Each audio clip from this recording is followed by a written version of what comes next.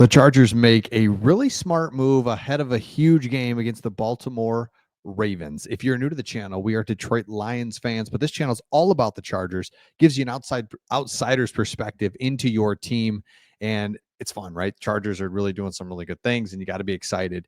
And here's the thing. We say a big game. Well, it is because you keep winning. The more you win, the bigger the games get as you go into the season. It's exactly what you wanted. Chargers fans, Lions fans, we know what it's like to just kind of be out of it by now.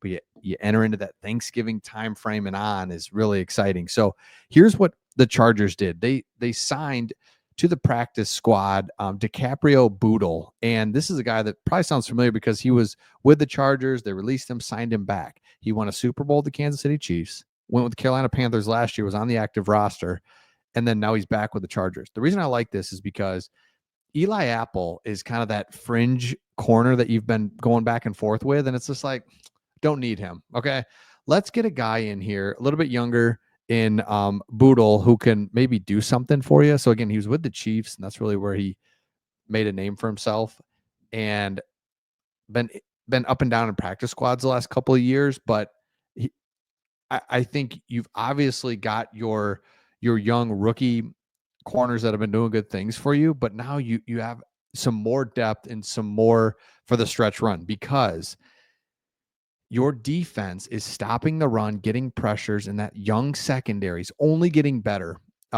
as the season goes on. So you got Terheeb still and Cam Hart,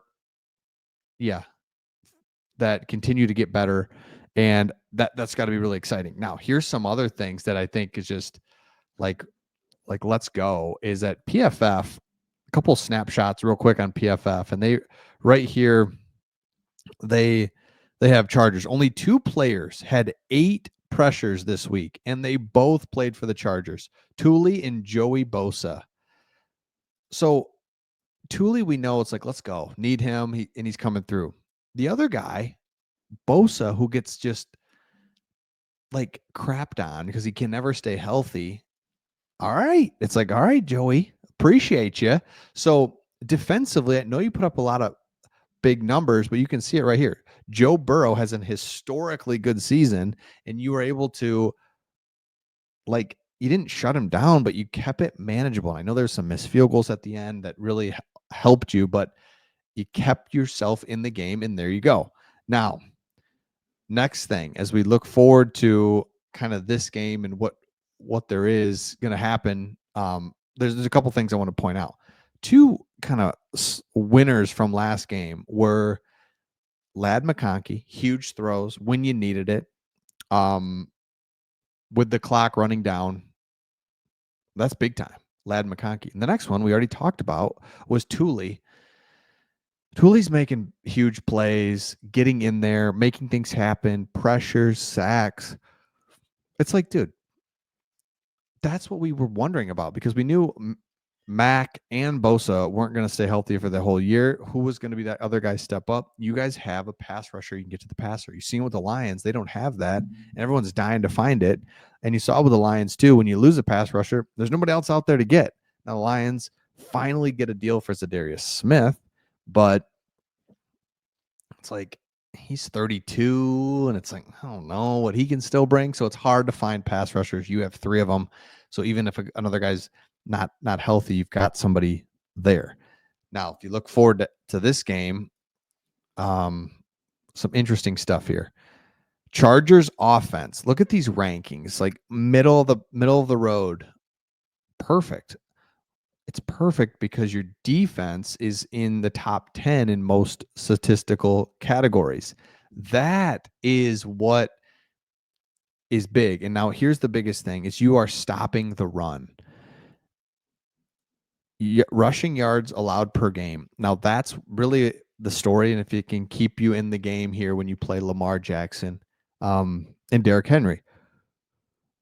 Because if you can do that, you can overcome a lot of other statistical categories defensively.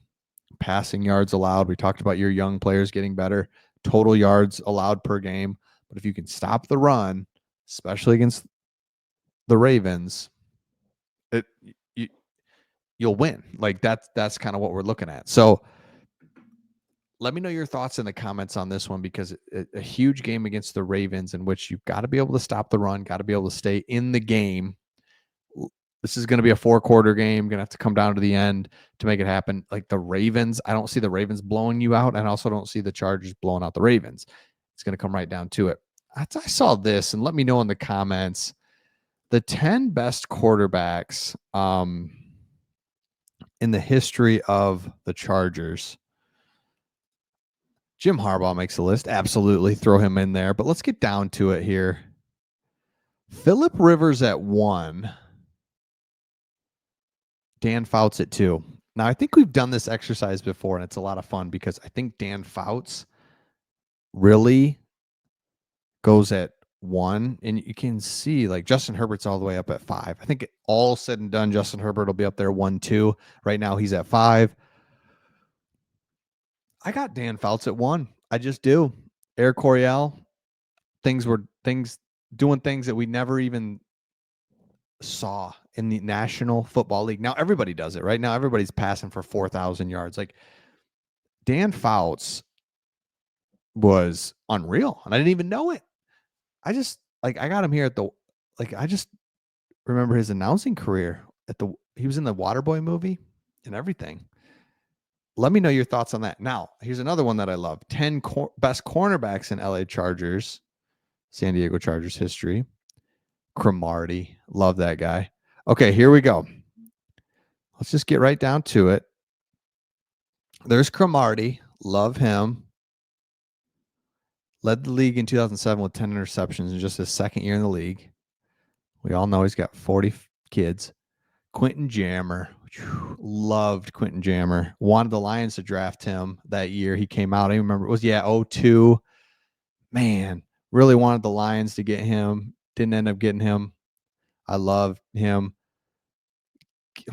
See, I don't even know these guys. What year is this? Give me Quentin Jammer.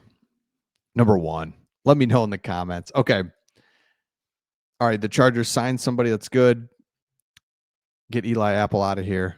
Second thing, you've got a defense that can carry you against even the best teams in the league, Ravens being that. So this is again, but the bigger story in this is just like you've got meaningful games. You're playing big games late into the season. That's what Lions fans, that's what Chargers fans, that's what we want.